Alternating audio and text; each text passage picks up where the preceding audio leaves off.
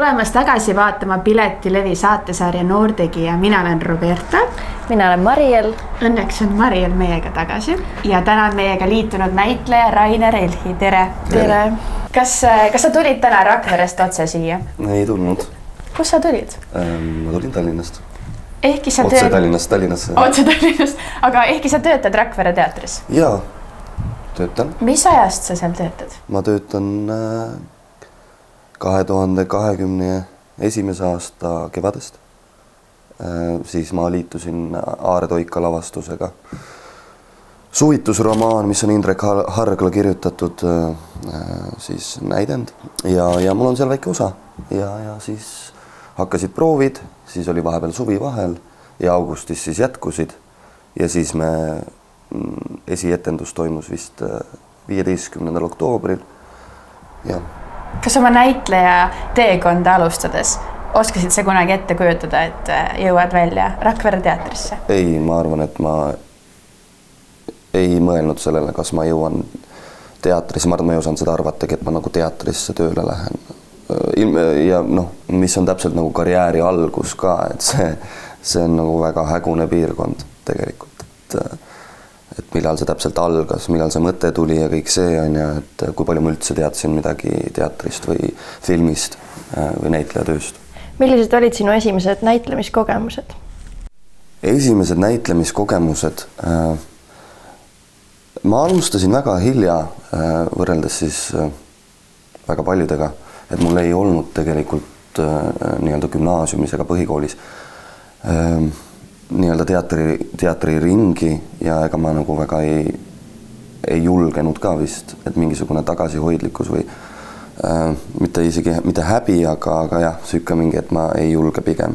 Et see oli väga kindlalt mul sees ja pärast gümnaasiumi lõppu alles ma kuidagi moodi oma klassiõe kaudu sattusin ühte teatriringi Mare Toomer, kes on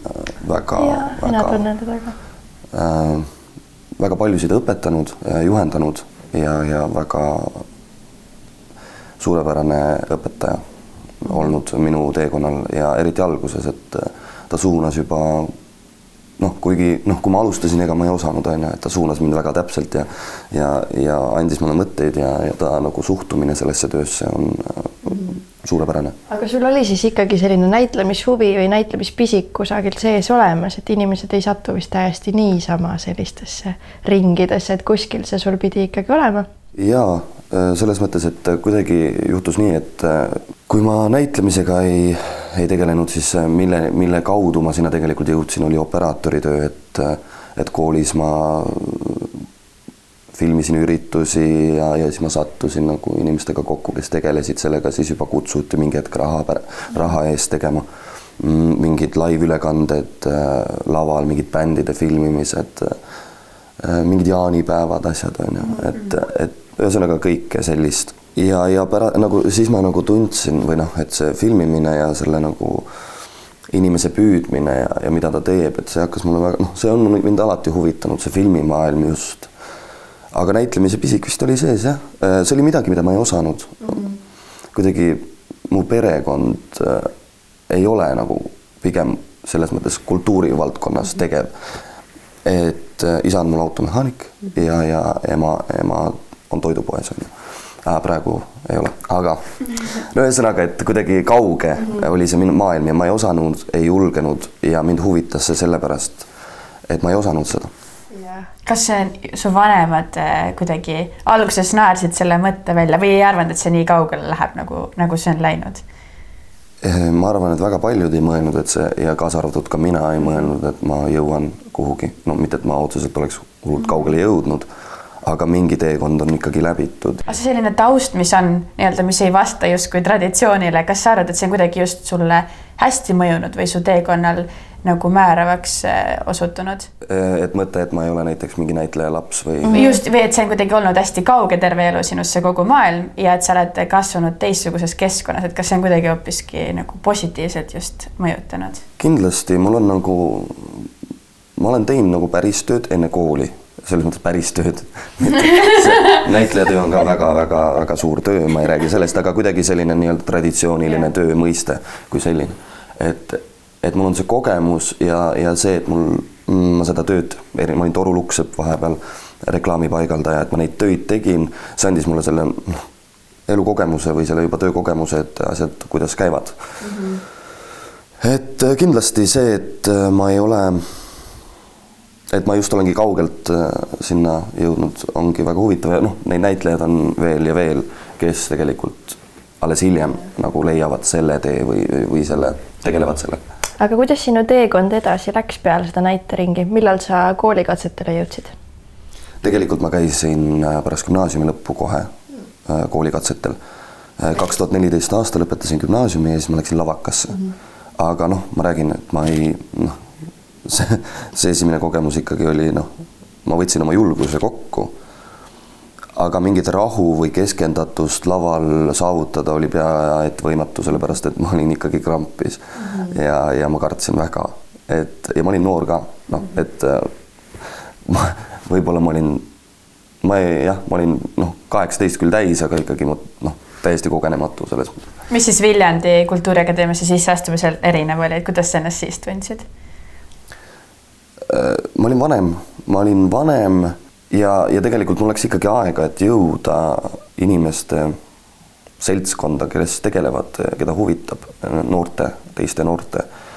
Et ma vahepeal pidin Kaitseväes käima ja siis ma läksin jälle uuesti tagasi reklaame paigaldama.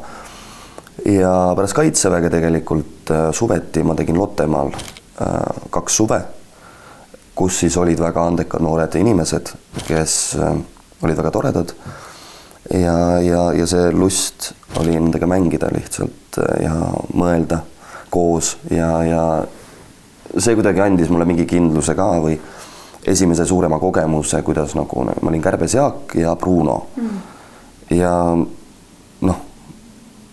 et niimoodi tasapisi ma jõudsin ja siis, kui Viljandi katsed olid. Ega sama, eks ikka olid närvis, oled niikuinii on, aga mingi hetk midagi oli sees teistmoodi lihtsalt, oli mingisugune taju suurem ja tunnetus. Sa tajusid ka kohe, et võib õnneks minna see kord? Jaa, ma tajusin, mul oli see võrdlus lihtsalt, mis oli 3-4 aastat enne, milline ma olin, mida ma mõtlesin, mis mõtteid mõtlesin. Ma olin ikkagi noor ja ei teadnud. Kas sa usud, et nii-öelda heal näitel peab olema mingisugune nii-öelda karastus olnud elus, et ta peab olema millestki läbi käinud, et sinul olid ka ikkagi kogemused selja taga ja selline teistsugune elu, mille pealt sa said nagu mängida või olla? Selles mõttes ei pea. Need tulevad niikuinii ja need ei ole ainult näitlejale olulised. Ma arvan, et iga elukutse ja igasugused elukogemused ju arendavad meid. Aga mul tekkis selline küsimus, et kui oluline on see kultuuriline taust, et kas saab minna katsetele niimoodi, et sa lihtsalt oledki äge kuju ja sul on, oskad näidelda nii-öelda, sul tuleb see hästi välja või on ikkagi oluline see ka, et sa teaksid sellest teatrimaailmast, oleksid seal sees olnud ja elanud, hinganud selle teatri rütmis, et kui oluline see on? Ma arvan, et see ei ole üldse oluline, sellepärast, et kooli jooksul sa viid ennast kurssi ja vahel otsitaksegi ju inimesi, kes ei tea mitte midagi, ei tunne inimesi ja et see kuidagi, ma arvan, et see ei ole üldse oluline. Kas sa ei pea teadma midagi, aga sul on võib-olla suurem võimalus saada ja ennast mugavamalt tunda katsetel näiteks, kui sa soovid nagu minna. Mis Kultuuriakadeemias sind üllatas kõige rohkem, et mida sa ei oodanud näitamise õppe juures? Mida ma ei oodanud? Ma tean, mis mind üllatas, oli ikkagi see soe vastuvõtt katsetel, et kuigi meie ajal veel oli ikkagi siuke õppejõud istusid laua taga ja nüüd näita ette, mis sa teed, siis ikkagi kuidagi inimesed, mul oli, võib-olla ma olin ise ka edasi arenenud, nagu ma rääkisin eelist, aga nad kuidagi soovisid must midagi kätte saada ja nagu nägid, aga avaldasid huvi ja see oli kuidagi selline, et ma nagu tahavad, et ma teeks midagi. Muidu lavakas mulle jäi 2 korda see tunne, ma käisin 2 korda kusjuures, jah. Pärast Kaitseväega käisin ka, aga siis olid jälle mõtted natuke teissugused selles mõttes, et olidki mingisuguses teises keskkonnas mingi nii kaua olnud, et sa oled natukene pead nagu, et välja tulla sellest sain just nii sellest välja tulla, et sellest läks ikkagi nagu aega. Esimesed korrad olid ikkagi siuke, eks ma ei jõudnud võib-olla kaugele ka, et mind nagu praagiti välja kohe, aga Viljandis ma jõudsin lõpuni. Et see, kuidas inimesed huvituvad sust ja nende 5 päevaga või 4 päevaga, mis katsed on sellega, ikkagi jõuti mind lahata päris palju ja ma jõudsin ennast avada. No just see annab selle hea tunde sisse, julgedki ise rohkem teha, aga kui näed, et inimesed ikkagi tahavad sind näha, nad on sinust huvitatud, mitte nii, et tee ja tõesta nüüd ja siis. Või et kas eesmärk on nagu sind aidata ja toetada ja selle. Ja minu arust Viljandi Kultuuriakadeemias hetkeseisuga on ka need katsed läinud palju humaansemaks. Et minu arust see peakski nii olema. Kui sa tahad inimesest midagi kätte saada, siis aita teda. Ma mäletan pikalt räägiti sellest, et nende eesmärk ongi sind nagu katki teha ja sind nii-öelda inimesena nagu tükkideks teha, et sind jälle siis kokku panna, aga ma arvan, et see oli selline tore lugu, mida nii-öelda rääkida, aga tegelikult see ei ole enda eesmärk, lihtsalt, et sa saaksid ennast inimesena paremini tundma. No see on siuke, kujutluspilt sellest maailmast, et võtavad lahku, aga 4 aastaga sa käid tööl, sa võtad ka ennast lahti ja paned kokku uuesti, et 4 aastaga inimene muutub suht palju, vähemalt kui ta teeb midagi, ma arvan. Isegi kui ta jõuab kuhugi. Et ei, ma arvan, et võetakse lahti, sa tegeled iseendaga väga suurel määral, aga see on osa elust niikuinii inimesena, ma arvan meil kõigil, et ma arvan, et see ei ole nagu, ma arvan, et kui võetakse lahti, siis tuleb ennast kokku panna ka ja võib-olla on neid juhtumeid, kus ei ole osatud ennast kokku tagasi panna kindlasti. Aga see kool iseenesest annab need vahendid tegelikult, et sa oskaksid, et sa saadki kuidagi nagu endale lähemale ja õpidki ennast tundma niimoodi, et sul oleks lihtsam. Ma arvan, et kool ei anna ühtegi sellist vahendit, ta annab sulle kogemuse ja selle kogemuse najalt sa leiad need vahendid ise ja iga näitleja või inimene leiab need vahendid ise. Ja eks aeg mingisugune rahunemine, vahel nagu puhkamine annab selle, et asjad vahel ka ise lähevad tagasi paika. Ja kui me räägime näitleja tööst kui rolli loomest samamoodi,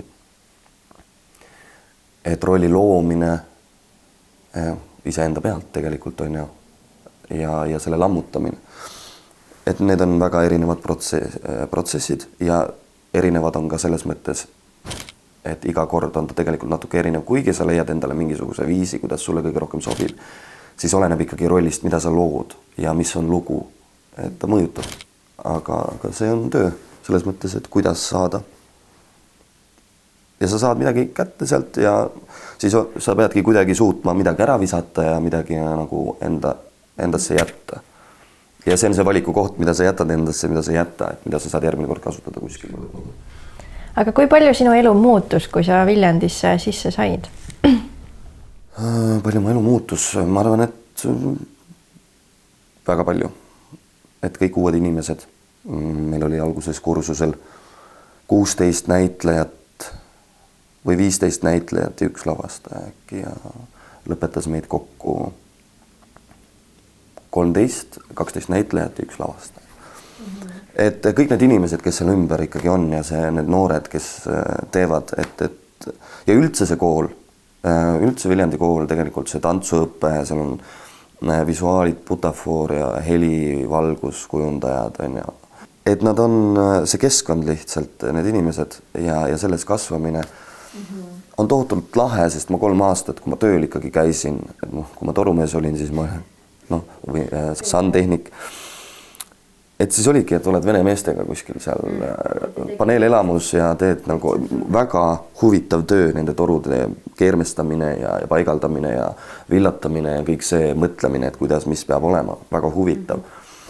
Aga just, et sul ei ole neid noori inimesi, kus sa tahaksid olla, et see igatsus ja lõpuks selle nagu saamine. See mõtteruum, aga sõbrad, kes teadsid sind siis näiteks 3 aasta jooksul, kui sa olid sandtehnik ja nüüd nägid sind, kui sa lõpetasid Viljandi, kas nad ütlesid, et sa oled täiesti teine inimene või et sinu see mingi tuum jäi ikkagi samaks?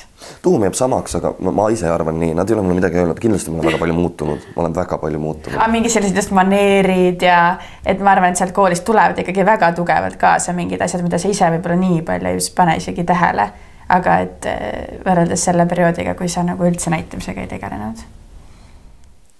Jaa, ma olen kindlasti nagu, ma arvan, et mingi eneseteadlikkus on lihtsalt palju suurem. Aga olles nende teiste tudengitega siis igapäevaselt koos, te kasvate ikkagi nagu perekonnaks.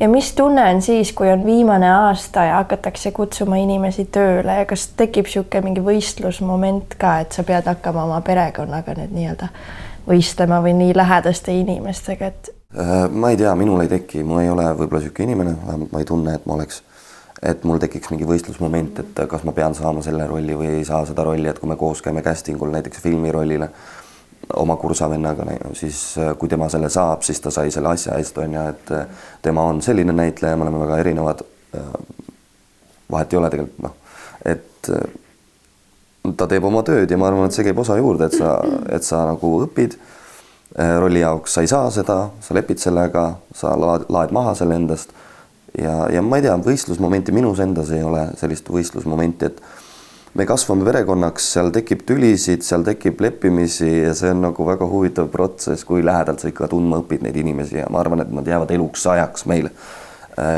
mingi side ja isegi kui me ei näe 10 aastat, me kindlasti muutume, aga see on nagu väga suur kogemus, mille saada. Ja kõik lõpetajad on aktiivselt tegevad näitlemise valdkonnas? Jaa, nad aeg-ajalt ikkagi teevad, et aktiivselt praegusel ajal, kui koroona on raske. Ja... Aga inimestele, kes kuulavad ja vaatavad ja kes ei tea täpselt, kuidas see maailm üldse töötab, et mis nagu vabakutseliste näitlejate väljundid üldse on, mida Eestis saab teha, kas nad on midagi ise alustanud või on palju selliseid projekte, kuhu tegelikult kaasatakse vabakutselisi näitlejaid? Jaa, kaasatakse.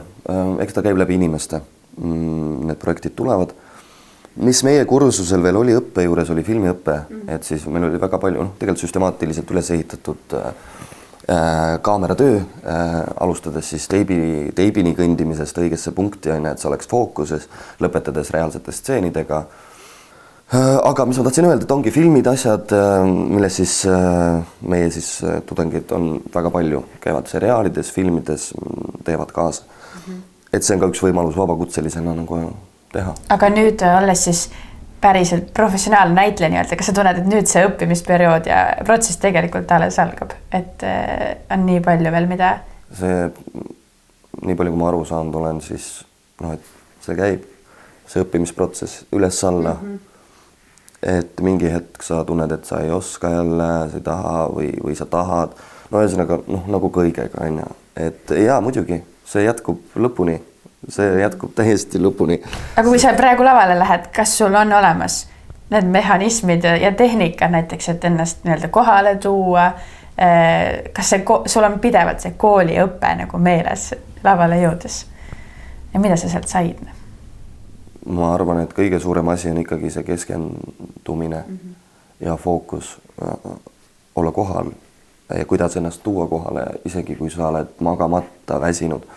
Kust ju need energiavarud võtta, et anda inimestele ja mis annab ka tagasi, on, et kui sa oled jõudnud mingisuguse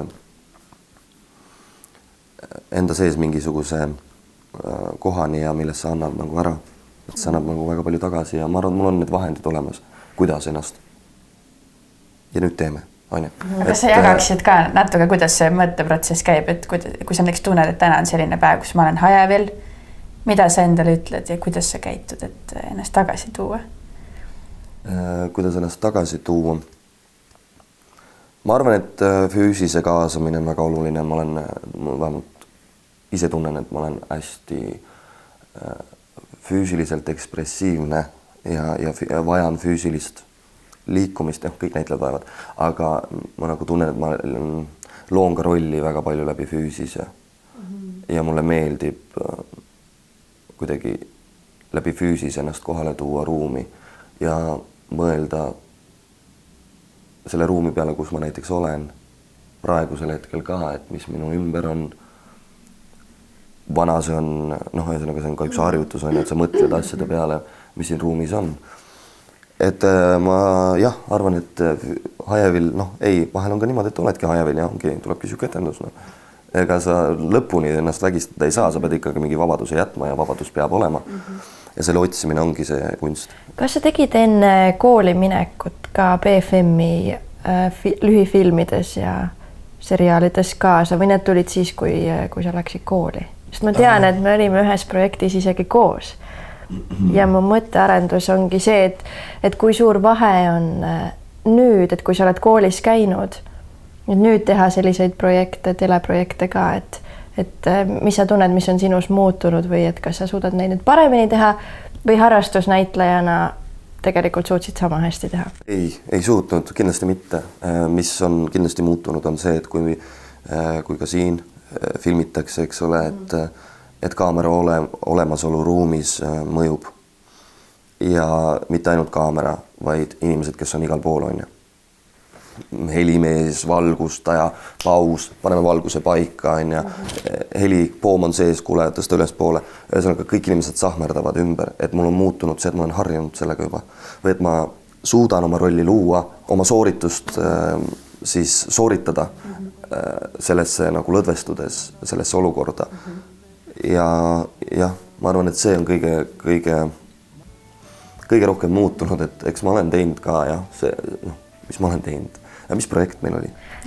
Ma ei mäleta, see oli väga ammu. Ma ise ei saanud seal koha peal isegi olla, ma tegin lihtsalt mingit voice-overit, aga ma mäletan, et Viljandis me sattusime kokku. Jaa, see oli meestes, see oli juba kooli ajal. Jaa, see oli kooli ajal. See oli meestes, see oli Teemu Kettunen, BFM-i siis tudeng, kes tegi oma lõputöö. Aga enne seda ma olen käinud suletud uste taga. Ja mitte, et see hinnangut anda, aga et see oli, ma tahtsin kogemusi saada ja ma võtsin vastu. Ja ma läksin hea meelega. Et enam ma ei läheks, on ju. No jah, aga see ongi tänu sellele, et sa oled selle kogemuse ju saanud. Mis sa tegema pidid? Ma olen suht palju mänginud igasuguseid nõmedaid tüüpe. See on sinu tüpaaž, jah? See on jah, üsna tüpaaž on minul see jõhkardite mängimine või vähemalt väga emotsionaalsete stseenide. Aga sa ei tunne tegelikult kontakti sellise inimesega või sellise tegelasega? Ei tunnen ikka. Muidu ma ei teeks seda. Ma ikka tunnen, et on ikka seal mingisugune asi, mis on mingi süngem pool minus, mille kaudu ma saan luua ja ennast mitte välja elada, aga nagu kasutada seda, jah. Aga ei, selles mõttes on igasuguseid rolle olnud, aga seal suletud uste taga olid jah, natuke siuksed nõmedad tüübid. Aga praegu mingi ideaalroll, mis sul võiks olla? Isegi tegelane, keda pole päriselt olemas. Kas sa tahaksid mängida sellist natuke psühhopaati?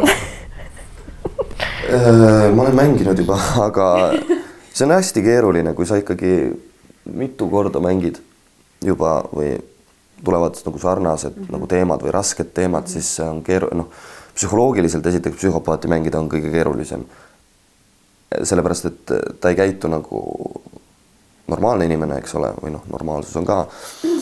Aga ta on psühholoogiliselt hästi keeruline, sest kust täpselt, et sa hullu võib iga üks mängida, on ja. Aga et kuidas seda nagu mängida ja mis lugu on, on ja. Ja vahel on ka tunne, et nagu kasutad samu võtteid ja siis jääb endal tunne, et kust leida veel. Aga ideaalrolli selles mõttes ma mängin hea meelega kõike. Kõike on väga suur mõiste ja lai mõiste. Aga ma arvan, et oluline on näitlejal see, et teda huvitab ja et sa paned ennast huvitama, kui ei huvita. Et kuidas jõuda selleni, et sul hakkab nagu kujutluspilt tööle ja et sa naudid seda. Ei, sa ei pea nautima seda, sa lihtsalt teed seda tööd. Aga et sa huvitud ja see, et sa huvitud oma rollist või sellest tegelasest, siis hakkad talle nagu kaasa elama ja nagu lood rolli. Sinu kraad kipub pigem olema natuke liiga kõrge või liiga madal? Minu kraad kipub olema pigem kõrge, jah. Ei, aga minu arust ja mis ka minu õppejõud Katariina Unt on öelnud, et pigem otsida kõrgelt ja tuua see kraad väga kõrgel, käia ära seal vähemalt. Et siis saab nagu alati alla tuua. Et selles ei ole küsimust, on ja sa võid alati ja sa võid täiesti, aga et sa tead vähemalt, mis nagu spektris sa nagu mängid. Kas praegu sa võtad nii-öelda samm korraga, et vaatad, mis saab või sul on juba mingid konkreetsed nii-öelda unistused ja mõtted, et kuhu edasi? Ei ole, ma vaatan, ma kogen, ma õpin seda maailma tundma, liigun, mõtlen, tegelen enda asjadega, mulle meeldib väga vana mööblit restaureerida, redisainida, ma kuidagi leian selles nagu mingit naudingut ja meditatiivset olekut, et sa lihvid, sa lakid, õlitad, mida iganes sa ise kujundad ja sa näed tulemust ja noh, selle 4 aastaga lihtsalt selles kujutlusmaailmas elades on väga tore, väga paljud näitlejad on seda ka rääkinud, et tore on nagu teha ja midagi näha, mida sa teed, et see nagu käega katsutada, valmis. Kas sa ütleksid vaatajale, kuulajale mõne tsitaadi, mis sul on meelde jäänud või mõne inspireeriva lause? Ja ülesanne. Hästi ilus. Ei, ma võin mõelda, mida ma ütlen neile vaatajale, mille nagu elu kohta või? Elu kohta. Ma joon korra vett siin, mul oleks närvi.